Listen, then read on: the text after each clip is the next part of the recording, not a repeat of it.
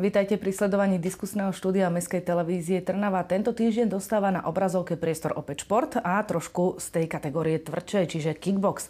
Rozprávať sa budeme s dvomi našimi hostiami a to je Andrej Mičianik a Tomáš Gerší. Páni, vítajte. Ďakujeme, dobrý deň. Dobrý deň. Kickbox k Trnave posledné roky patrí tak možno ako futbal, ako hokej alebo ako iné športy a kickbox nám robí dobré meno a veľmi dobré výsledky. Najskôr otázka možno na človeka, ktorého si najviac spájame s kickboxom v Trnave, a to je Andrej Mičianik. Andrej, čo má za posledné obdobie Centrum bojových športov Perun Gym Trnava nové?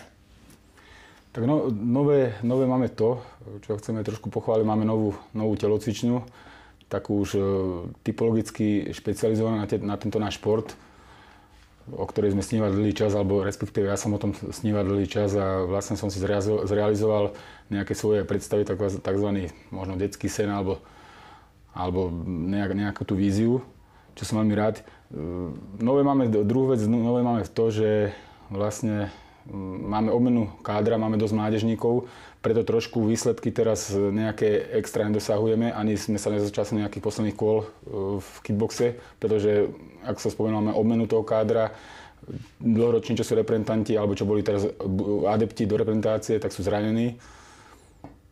Čaká nás veľa práce, ale ja som rád, lebo mládežnícku základnú máme silnú a tešíme sa z novej telocvične a výsledky sa dostavia po nejakom čase určite. Niekoľkokrát tu zaznelo nová telocvičňa, nové priestory. Pokiaľ sa nemýlim, tak tie priestory sú naozaj dosť veľké, to okolo 700 metrov štvorcových. Nejaké 3 telocvične, máte ich asi nejako rozdelené. Možno Tomáš Gerší ako kondičný tréner by vedel priblížiť, na čo sú tieto telocvične zamerané. Tak tá prvá časť je vlastne, kde sú tatami. Tam je zamerané čisto na ten kickbox, na tieto štýly. Potom máme ale veľkú telocvičnú, kde sme zameraní, kde sa môžeme venovať aj boxu, aj týmto iným štýlom. Tam máme postavený už ring, máme tam mechy, máme tam podušky a podobné veci. A tretia časť sa skladá, to bude čisto na taký posilovací tréning, kondičný tréning, kde na túto stranu... Tam pribudnú nejaké stroje? No, chceme to zariadiť čisto, aby to bolo spravené na naše potreby. Uh-huh. Nebude to klasická posilovna, nebude to klasický fitness, bude to pre potreby klubu, uh-huh, kde budeme využívať hlavné tie veci, čo potrebujeme. To znamená činky, feedlopty, balančné veci, expandery a podobné veci. Čiže pre kondičného trénera ako vyšité? Jak stvorené. Áno. Zaznela tu taká jedna veta, alebo časť vety, kde ste povedali, že kde sa dá trénovať aj box. Andrej, znamená to, že CBŠ Perun Gym Trnava už nebude zameraný len na kickbox? My sa ako nebránime aj iným štýlom. My sme zameraní, ako naša priorita je ten kickbox, hlavne, aby som to upravil, štýl K1, potom tie seniorské kategórie. Lebo kickbox totiž to sa skladá z veľa disciplín, tzv. Tatamových športov a ringových. My sme si vybrali, že sa budeme venovať už čisto len ringovým športom. Ale nebránime sa ani prípravke, čo je mládež, detí. Tých není problém na tie tatamové športy, to sú technické štýly. Tam není problém, je to vlastne taká predprípravka a potom, keď budú starší, si oni vyberú, či chcú pokračovať tých ringových. Ale je to kvôli aj tréningovým kapacitám, trénerským kapacitám, lebo na tieto štýly by sme potrebovali trénerov a vyslovene je to aj zaujímavé, ten ringový štýl, hlavne taká jednotka, tomu sa chceme venovať. Ale popri tom, jak ste aj vyspomínali, ten box, nebraníme sa, pretože mládežníci, alebo títo súťažiaci majú na Slovensku veľmi málo zápasov, pretože je to tým, že není toľko súťažiacich v tých váhach, není málo početný, alebo respektíve není také zastúpenie v tých váhach, jak v iných krajinách, napríklad spomeniem Rusko alebo Ukrajina, kde je obrovský záujem o toto, kde majú v jednej váhe aj 50 pretekárov. Takže to je ten veľký rozdiel a preto, aby pretekári mali dostatok skúseností a zápasov a boli dobre pripravení aj do budúce na medzinárodnom fóru, tak chceme aj do boxerských zápasov, thaiboxerské, kickboxerské, lebo sú to podobné štýly. Ja hovorím, tak kickboxer môže zápasiť v boxe, v thaiboxe a v kickboxe. Kdežto čistý boxer, keď sa venuje boxu, je trošku... S tými nohami má potom problém. Je obmedzený. Venuje sa len čisto boxu, nemôže takto, ale kickboxer, aby rástol, je pre no prospešný, aby boxoval. Vyskúšal si thaibox kvôli tým klinčom, lebo tá jednotka je to taký mix tých štýlov, takže... Tomáš, vy ako kondičný tréner, čo to vlastne táto funkcia spĺňa? Vy sa venujete len tým kickboxerom, ringovým športom, alebo aj boxerom, alebo tým deťom. Čo všetko máte na starosti v klube? No v klube mám čistú kondičnú prípravu. Špecializovanú kondičnú prípravu na tento šport. Pretože tento šport vyžaduje extrémnu záťaž na organizmus. Je to ten kickbox, thaibox, alebo aj box a ostatné? Áno, to je vlastne zahrňa. A jednoducho, kto chce úspech v tomto športe, musí byť kondične pripravený na 100%. Je to enormná záťaž na organizmus. Tí, čo súťažili, to je jedno, či v kickboxe, v boxe, alebo vedia, čo to je. Tak preto sme sa rozhodli, že začneme sa aj po tejto stránke viac tomu venovať. A myslím si, že keď sme začali, tak minulý rok tie výsledky boli dobré. Za posledné obdobie, alebo teda za posledné mesiace sa v Trnave konali dve veľké podujatia, ktoré pritiahli verejnosť. Prvé bolo Max League, to sa pretekalo vlastne v priestoroch nákupného centra, niečo úplne nové. Ste priviedli do Trnavy, druhé bol vlastne večer s Tomým Kidom. Pri oboch príležitostiach sme teda videli thaiboxerov, kickboxerov, boxerov a tak ďalej. Bolo tam niekde badať ešte nejaké, keď sme hovorili o tej kondícii, že chalani sú trebárs technicky dobre pripravení, alebo aj dievčatá, ale po kondičnej stránke nemohli ten zápas zvládnuť do víťazného konca? Ja si myslím, že po kondičnej stránke to nebolo zlé. Tak sú to väčšinou zápasníci, ktorí mali prvé zápasy. Musíme brať na to ohľad, že tie skúsenosti hlavne chýbali.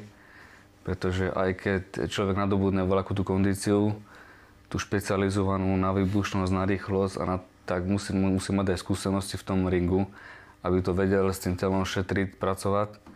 Takže v tom vidím, keď niekto aj nemal ten mysel taký, jak mal mať, tak skôr vidím to v tých skúsenostiach. Čo sa týka Max League, je to tradícia, alebo teda vzniká z toho tradícia, že budeme vidieť takto každý rok jedno kolo tejto súťaže v Trnave? Andrej?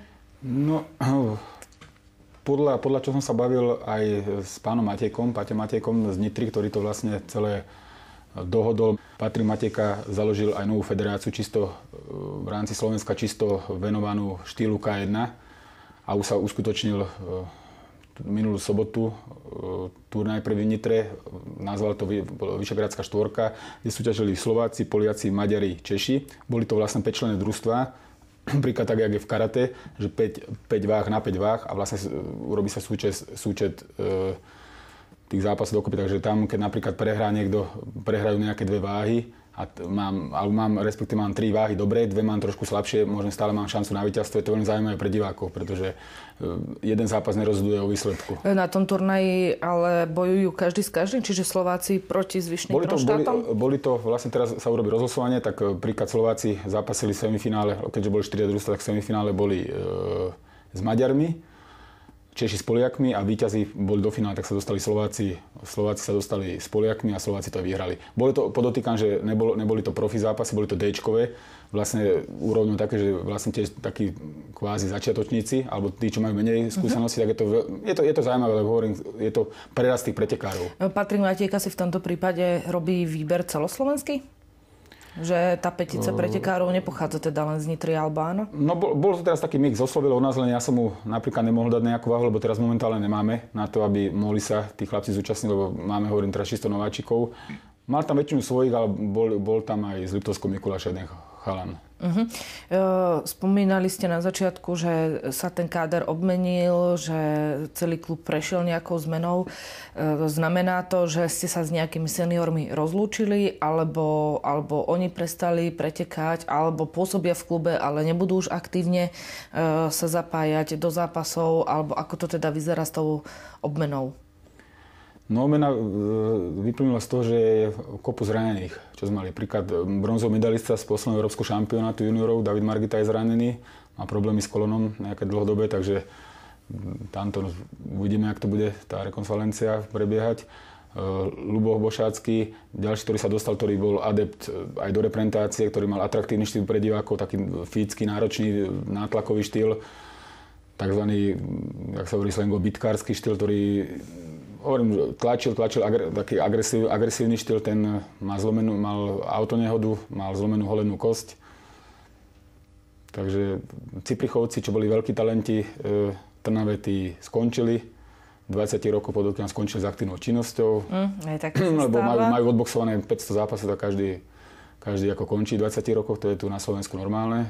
Že niekto niekam sa dostane, tak hneď ukončuje kariéru. Tam je cítiť jemnú iróniu, to znamená, že sú to chlapci, ktorých ste si vypiplali a kde ste asi nečakali, že tak skoro skončia s kariérou. Áno, lebo sme si vypiplali od 13 rokov. Viem, jak pochádzajú trošku zo sociálne slabšie rodiny.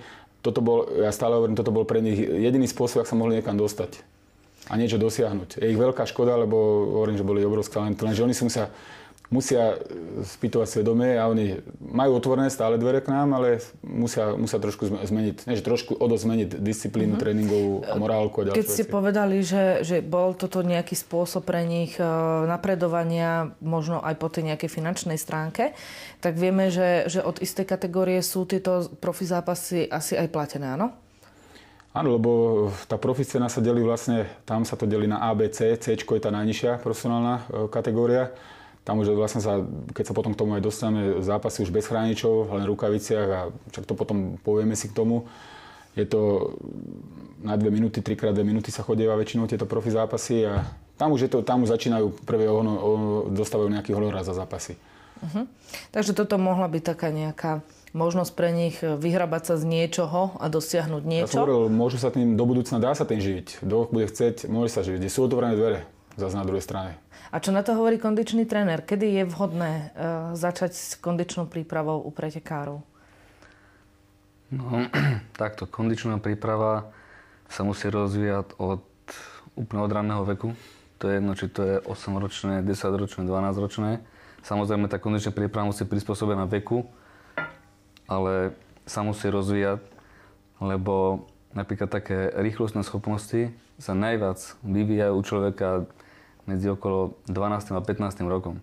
Takže vtedy, keď to dieťa je podchytené a rozvíja tieto schopnosti, tak zužitkuje to v ďalších rokoch. To znamená, že keď sa to v tomto veku zanedbá, tak by mohol byť. Keď sa to zanedbá, väčšinou tí, čo začínajú už v tých 18 rokoch, v 20 už ťažko niečo s tým spravia, lebo väčšinou tie rýchlostné schopnosti sú geneticky dané. Dá sa to mierne napraviť, ale preto už dnešný šport vlastne je stavaný vlastne preto od mladosti. Vychovávajú tých športovcov, pretože sú najlepšie výsledky v týchto mládežnických. Väčšinou tí, čo dosiahnu mládežnických, sú dobrí už aj v senioroch. Hovorím o týchto rýchlostných, vytrvalostných, silových schopnostiach. V klube ste v podstate zavedli teraz aj takú nejakú novinku. Nazvali ste to americké karate pre deti? Áno, americké karate je to vlastne... Keď som začínal s kickboxom, ja som bol pôvodne karatista. Tak karatisti väčšinou sme išli na semikontakt a to je vlastne taký podobný štýl americký. Vlastne semikontakt v kickboxe, tento štýl vznikol z tohto amerického karate, pretože Američania sa tomu venovali, to americké karate, oni pod tým vlastne mienili aj taekwondo, aj karate, všetko, je to taký mix tých štýlov. Toto sa mi páčilo na nich, to je veľmi zaujímavý štýl, atraktívny.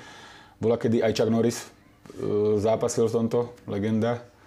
Áno. V tomto štýle hovorím, že je to atraktívny štýl a pre deti veľmi dobrý, ale pre mládežníkov je to obratnostne hodne kopové, tam aj na hlavu flexibilné vlastnosti sa rýchlostne rozvíjajú tých detí. Ale máte tam nejaké malé deti, pokiaľ sa nemýlim? Máme tam malé deti, dali sme, že od 7 rokov, ale môžu byť aj mladšie, keď sú zdatné, hovorím, že už aj psychicky sú na tom, že už budú aj nejak rešpektovať, alebo tak môžu byť aj mladšie deti. No, tak takto si treba vychovávať mládež. A vieme teda, ako máme základňu pretekársku vo vašom klube? Celko ja to môžem dať Cílka môže byť, 50 ľudí môžeme mať, 50-60. Tam je to individuálne. Ako to teraz vyzerá v tejto sezóne s vami pri účastiach v Slovenskom pohári? Hlavne v súvislosti s tým, teda, že došlo k tej obmene kádra, teda, že tí zdatní pretekári, ktorí tam boli v tom klube, s kariérou skončili.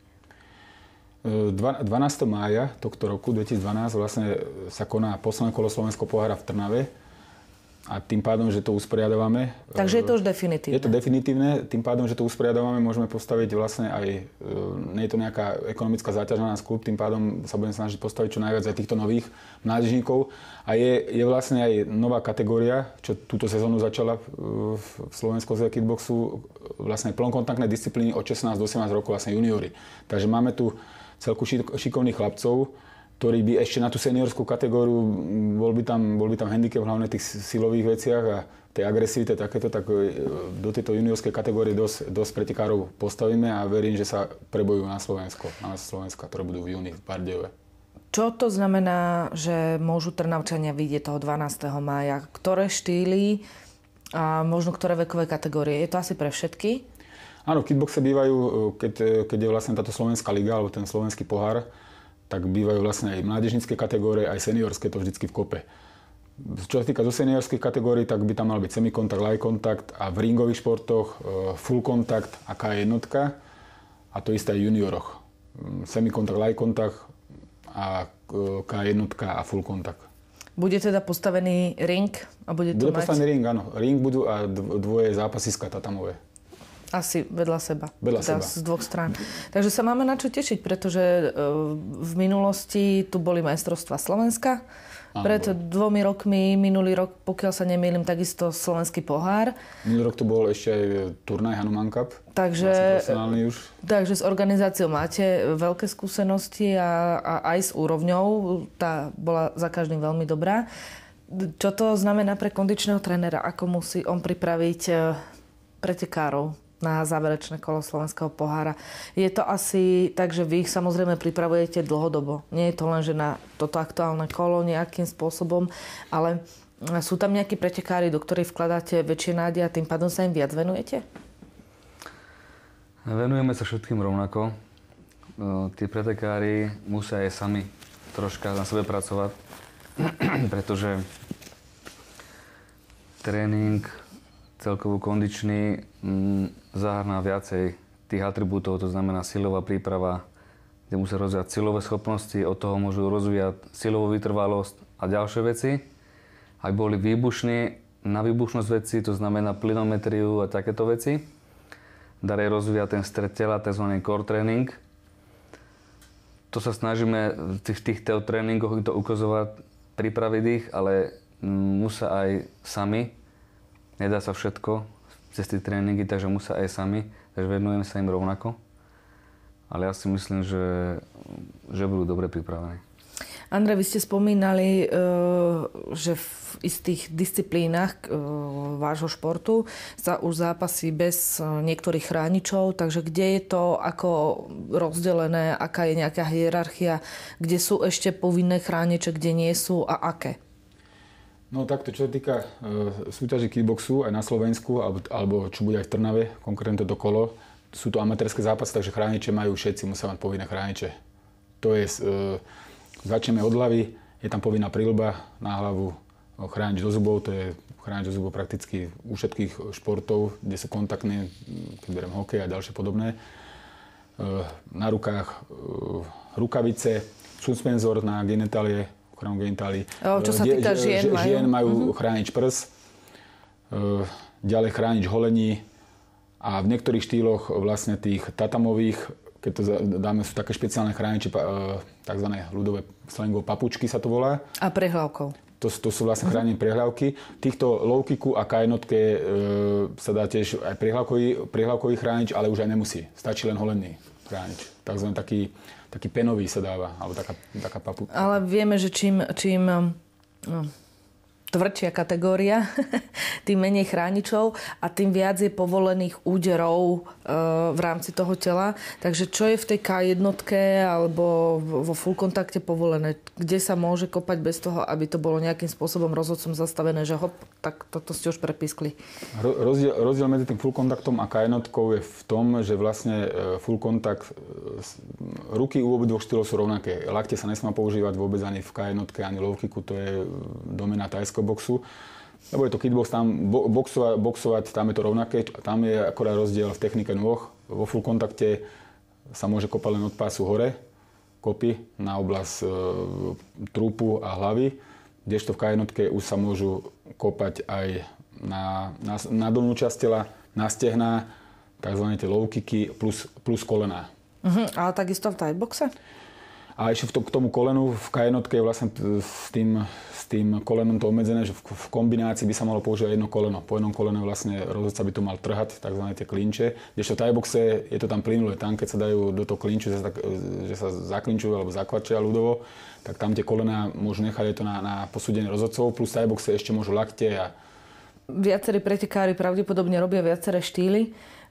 Je ľahké, respektíve ťažké usmerniť, že hop, teraz si prešiel zo semikontaktu, čo ja viem, do full, alebo robíš K1, dávaj si na to pozor, čo tu môžeš používať a čo nie. A čo nie, tréner kondičný, čo na to hovorí, musí... Ja si myslím, že s týmto nemajú absolútne žiadny problém. Vy ste často pri zápasoch svojich pretekárov pod ringom, veľmi často ich tam pozbudzujete. Čo sa musí hovoriť? Na čo sa musí ten pretekár upozorňovať? Samozrejme, on je v ringu, on vie najlepšie, čo od toho svojho supera môže očakávať, ale napriek tomu vy to asi vidíte z iného uhlu. No tak napríklad ja z môjho uhlu to vidím tak, upozorňujem ich na dýchanie, aby pravidelne dýchali, lebo... Môže sa na to zabudnúť? Tak, viete, keď v tej zápase a zrovna keď sú to zápasníci, ktorí majú 1-2 zápasy, tak pre nich je to ťažké všetko sklbiť, aby boli aj rýchli, aj obratní, aby pravidelne dýchali. Aj s obyčajným dýchaním môže byť problém. A hovorím, to je všetko tá skúsenosť. Jednoducho tí skúsenejší pretekári to vedia si rozložiť tie sily a dýchať, lebo ako nemajú prísun toho kyslíka, tým pánom strácajú dých, nevládu. Takže z mojej strany toto. A čo ešte? Viem, Andrej, že aj vy pod ringom teda poriadne pozbudzujete, hovoríte niečo ruky, nohy, dávate pokyny. Vníma to vôbec ten pretekár?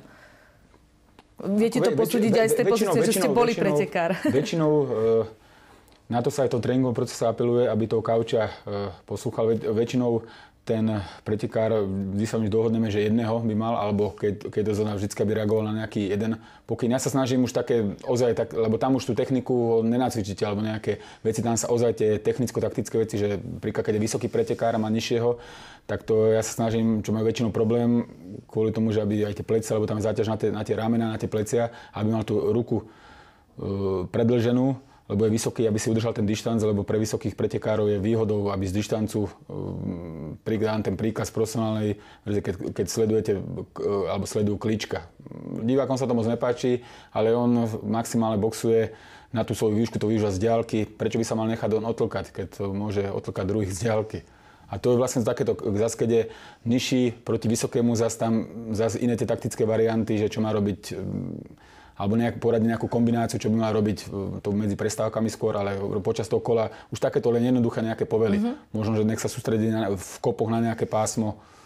Vy ste počas svojej kariéry, keď ste sa stali v podstate aj majstrom Európy, pretekali vo full kontakte, v semikontakte, alebo ako to bolo v tom kickboxe? Ja som hlavne, čo sa týka, ja som začínal semikontakt, light kontakt, potom reprezentácii čisto light kontakt a na záver kariéry vo full kontakte a mal som nejaké zápasy aj v boxe. Čiže to aj ringové skúsenosti. Mal som aj ringové skúsenosti, ja som išiel opačnou cestou, čo vlastne sa ide, čo začínajú, že na záver tí plnokontaktní pretekári na záver kariéry chodili už len tak ľahúčko do lightu, tak ja som išiel opačne. Išiel som najprv tie ľahšie disciplíny, čo sa týka, ja neviem, tej agresivity a úderových, tej tvrdosti, tak som išiel, ale chcel som si to vyskúšať a jedno ľútenie, že som nezačal skôr, lebo by ma to aj bavilo, je to atraktívne, ale zase... Teraz sa už nedá. Teraz sa to, ne, že by sa nedalo, ale to už jednoducho, mňa to baví trénovať, ale to každý si uvedomí, aj ma to v hlave, kto to má usporiadané, tak vie si odhadnúť svoje schopnosti a ja reálne, že na nejaký exibičný zápas sa dá spraviť, ale to už človek do nejaké extra, nejaké výkony už s týmito chlapcami novými, lebo aj na Slovensku máme kvalitných, tam to pokročilo a áno, takže Andrej Mičianik má zlato z majstrovstiev Európy, to je pár rokov dozadu, to bolo tu v Bratislave. Posledný medailista z klubu je asi David Margitaj, bronz z juniorských majstrovstiev Európy v Taliansku. Kedy nám vyrastie ďalší? Skúsi Tomáš Gerši povedať? Ja si myslím, ako spomínal Andrej, máme kupu mladých pretekárov. Takže ja verím tomu, že všetko chce čas. A ten horizont vieme nejaký odhadnúť, že koľko je potrebné celkovo na prípravu špičkového pretekára? Je ťažko povedať, ale ja si myslím, že perspektívne vidím tých našich pretekárov, že do 2 rokov spravia pekný výsledok. Určite. Čiže budú členmi reprezentácie minimálne, áno? Musia vydržať, od nich závisí od ich tréningovej morálky. Ale ja hovorím stále, ako nielen naši, ale celko Slováci máme talent na šport, aj na iné veci a na šport obzvlášť, len trošku tá morálka tréningová, to uspokojenie, lebo my sa tu strašne uspokojujeme s veľa vecami. Tu stačí, že keď som majster, ja neviem, sídliska, tak to mi stačí. No ale tie podmienky, ktoré vy vlastne ponúkate v klube, sú nadštandardné, si myslím. Aj čo sa týka tých nových priestorov. Takže nemajú sa tí pretekári v podstate na čo sťažovať. Ten komfort asi majú, čo sa týka z klubu. Už záleží len od nich. Áno, záleží od nich a my stále podľa aj finančnej nejakej pomoci budeme sa snažiť stále materiálne a technické zabezpečenie stále to doplňať, lebo to nie je ešte všetko, lebo tam kopu vecí, my to vidíme, čo nám tam treba. Aj ten ring je zatiaľ, jak je, ten nie je ešte dokončený úplne. Tam to dostane úplnú fázovnú, teda ďalšie tie technické pomôcky do tú posilovnú pre nás zariadíme. Takže stále je tam čo robiť, ale pretekárom, alebo teda týmto našim cvičiacim, oni nech len dodržujú tú tréningovú morálku, aby tú účasť na tréningoch a my sa len snažiť, aby boli tie podmienky. A nefláka to, áno? Lebo klamú potom samých seba. Samozrejme, prvorade musia oni chcieť. Keď oni nechcú, ťažko my s tým niečo spravíme, lebo, jak som povedal, my tam ukážeme nejaký ten smer a aj na tréningoch ukazujeme, aj aké cviky s vlastným telom sa dá urobiť. To znamená, že keď nemôžem dojsť na tréning alebo som niekde odcestovaný, dá sa cvičiť s vlastným telom. Dá sa cvičiť s medicinbalom, krásne cviky na výbušnosť, na všetko. Takže kto povie, že nechce cvičiť, to je len výhovorka. Ja by som chcel ešte podotknúť tomu, že my aj do nášho klubu majú otvorené dvere aj široká verejnosť, pretože my sa nezameráme len čisto na súťažnú činnosť. Tam môžu trénovať všetci. To neznamená, že musia chodiť na súťaž. My apelujeme hlavne na tých mladých, aby sa zúčastňovali súťaže, pretože to im rozvíja celko to myslenie, charakter. Jak to hovorí aj pán Tibor Hlavačka boxe, minulý mal pekný aký rozhovor, alebo sme sa tak rozprávali spolu, že keď jeho sa pýtajú na toto, že čo tí boxeri, lebo on vlastne sa venuje boxu, že čo vlastne dali, alebo čo im dáva do života, tak dostávajú výborné morálne vlastnosti. Tí chlapci do budúcna sa vedia popasovať s tým životom, nemajú nejaké neduhy spoločnosti, nedostávajú sa do nejakých problémov. Ten šport ich k tomu jednoducho núti, že nezabalujú veci a to dáva tento šport hlavne do toho. To sú športy. Sú to individuálne športy, sami vlastne lebo rozdiel medzi spoľahnúť sa sám na seba. Rozdiel medzi týmto športom a kolektívnym je veľká, že v kolektíve sa veľa vecí, alebo sa skovávajú sa tí jednotlivci za kolektív, tuto je každý sám za seba.